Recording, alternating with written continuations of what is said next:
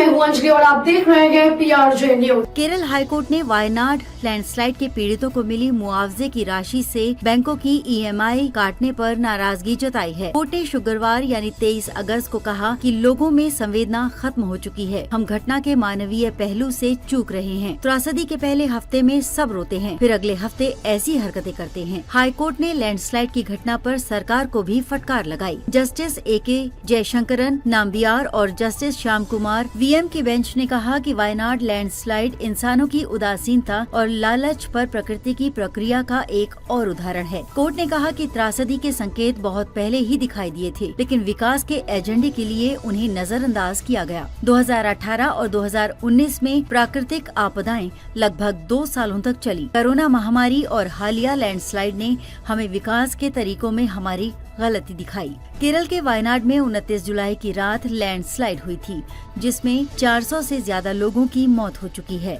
अब भी 138 से ज्यादा लोग लापता हैं। केरल सरकार ने लैंडस्लाइड प्रभावित लोगों को फौरी राहत के तौर पर 10-10 हजार रुपए बैंक अकाउंट में डाले थे। लोगों का आरोप है कि केरल ग्रामीण बैंक उनके अकाउंट से लोन की EMI काट रहा है। कुछ दिन पहले कलपेटा में लोगों और राजनीतिक दलों ने बैंक के सामने प्रदर्शन भी किया था। बैंक अधिकारियों ने प्रदर्शनकारियों को लिखित में कहा कि वे अब और लोन की EMI नहीं काटेंगे। इस बीच हाईकोर्ट ने लैंडस्लाइड पीड़ितों के राहत उपायों की निगरानी के लिए त्रासदी पर खुद संज्ञान लिया। 23 अगस्त को इसी मामले पर सुनवाई हुई। कोर्ट ने राज्य सरकार से पूछा कि कितने लोगों के साथ ऐसा हुआ है। अगर ऐसा हो रहा है तो हम मामले में दखल देंगे। हाईकोर्ट ने कहा कि अदालत प्राकृतिक संसाधनों के दोहन, पर्यावरण, वनों और वन्य जीवों के संरक्षण, प्राकृतिक आपदाओं की रोकथाम और उनके मैनेजमेंट के लिए राज्य सरकार की मौजूदा नीतियों का जायजा भी लेगी। कोर्ट ने इसके लिए 3 स्टेज तय किए हैं। कोर्ट प्राकृतिक आपदाओं को रोकने के लिए वैज्ञानिक उपायों पर इनपुट जमा करेगा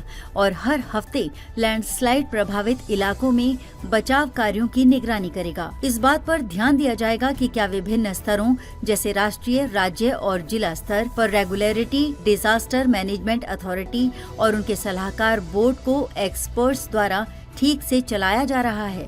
इस फेज में कोर्ट ये भी जांच करेगा कि क्या इन निकायों ने कोई सुझाव दिया है। इसे उपयुक्त कानूनी संशोधन के लिए राज्य सरकार के सामने रखा जा सकता है। प्राकृतिक आपदाओं को रोकने या निपटने के लिए ऐसे उपायों को लागू किया जाएगा।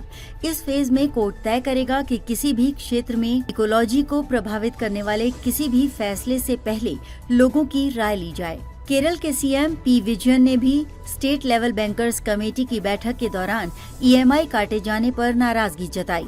खबरों में अब तक के लिए बस इतना ही। मिलते हैं फिर ऐसी की बड़ी खबर के साथ। तब तक के लिए नमस्कार और देखते रहिए PRJ न्यूज।